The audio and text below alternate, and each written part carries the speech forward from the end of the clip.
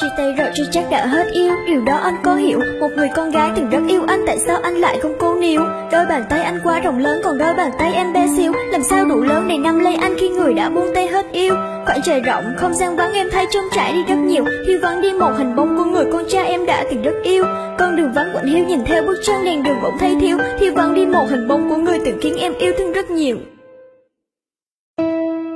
Thì chia tay là vì lý do anh đã yêu người con gái khác. Vậy em hãy buông tay anh ra đi, vì tình cảm anh đã phai nhạt. Em hãy đứng dậy và cố bước tiếp, đừng có ở đó mà chờ anh. Khóc lóc phân sinh cũng chẳng được gì, nó chỉ khiến em thêm lạnh. Anh biết em đau nhưng phải làm sao khi anh đã không còn tình cảm. Quá khứ ngày trước nó đã qua rồi thì anh mong em đừng đồng chạm. Hãy đi tìm một hạnh phúc mới, người đó cho em về mọi mặt, chứ không như anh của em đứng lại giữa cái phố người đầy chật chội. Nên nếu em đừng khóc nữa, có lẽ duyên phận giờ đã kết. Vì anh đã có một tình yêu mới, những gì bên nhau anh trả hết. Em có chửi rủa, em có trách móc thì anh cũng đành phải chịu thôi. Chứ ở bên nhau mà không còn tình cảm thì làm sao anh chịu nổi. Con đường phía trước rất nhiều chướng ngại, vì em hãy cố mà bước qua. Ta quay nỗi đau và dần dần xóa hết, anh biết em sẽ làm được mà. Buông tay em ra là cách tốt nhất để em có cuộc sống tốt hơn. Hãy đi về nơi trên trời mới sẽ có một người đang đợi em. Đời em yêu đã đi mãi xa sẽ chẳng hề quay về. Tình yêu xưa em xem là giấc mơ chưa từng có. Nhớ thương về anh và em tin cho duyên mình. Vì giờ đây hai chúng ta đã phải cách xa.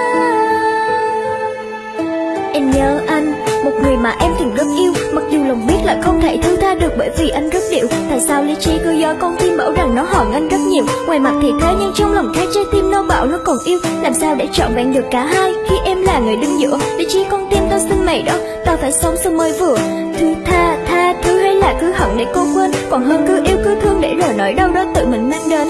Quãng đường dài rộng lớn trong trên mình em âm thầm lấy chân bước, chỉ là chiếc bóng một phía sau anh đành nhường cho hai người đi trước. Trượt ngã vấp té đau đớn nhiều lần em đã biết tự mình đứng lên, chứ không ngồi đó khóc lóc đáng thương như đứa con nít chờ anh đến. Mặc dù miệng nói thôi anh cứ đi, nhưng trong lòng muốn anh ở lại. Lòng ghen tuông và sự ích kỷ tạo nên trong em vết xước dài. Nếu như ngày đó em làm ngơ đi và coi như không hề thấy gì, thì ngày hôm nay đâu có kết thúc em đã không khóc cho người đi. Nhìn chung đối với mày em chẳng là gì, trong ánh mắt nước vết cắt sâu vào trong mặc kệ con tim khi dằn vặt. Cố bày đặt ra vẫn ổn nhưng thương tổn từ bên trong kề, nhìn sẽ là biết hết tình tiết ở bên trong kia. Nói em đừng sốc, ngốc cũng vừa vừa, lừa được một chút lại đi tin vào lời hứa chất chứa trong từng câu. Nào là đường nào là mật, có đứa ngốc thì nó mới cho những lời đó nó là thật.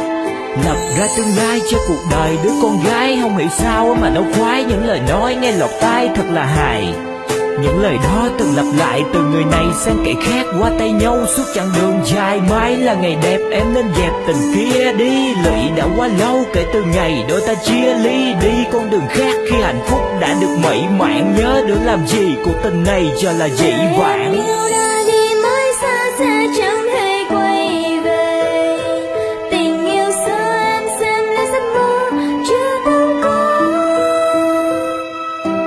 Nhớ thương về anh và em tin cho duyên mình. Vì giờ đây hai chúng ta đã phải cách xa.